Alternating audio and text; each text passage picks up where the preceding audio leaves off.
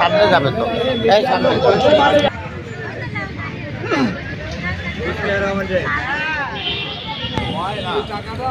আপনারা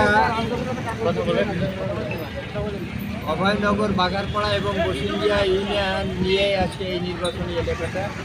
এই নির্বাচনী এলাকার যারা বিএনপি করে সকল অঙ্গ সংগঠনের সাথে জীবিত রয়েছে।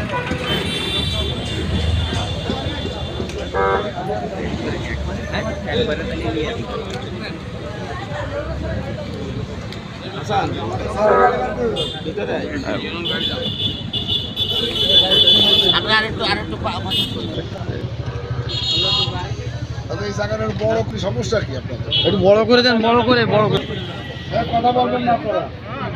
88 দশকের নির্বাচনী এলাকার একটি গুরুত্বপূর্ণ থানা হচ্ছে বাঘারপাড়া থানা। আপনারা সবাই অবগত আছেন যে বাঘারপাড়া, অভয়নগর এবং বসিন্দিয়া ইউনিয়নের সমন্বয়ে এই নির্বাচনী এলাকা। এখানে আপনার 4,55,000 ভোটার। আপনারা ভালো করেই জানেন যে দীর্ঘদিন পূর্বেই যেহেতু জামাতের একক প্রার্থী ছিল, সেই জন্য উনি মাঠে কাজ করার সুযোগ পেয়েছেন।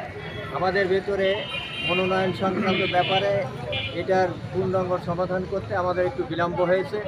গত আপনার 18 তারিখে এর একটি চূড়ান্ত মনোনয়নের ফয়সালা আমাদের পার্টি করেছে, যে কারণে আমরা গত 22 তারিখে মুক্তভাবে রাজনীতি করার সুযোগ সৃষ্টি হয়েছে।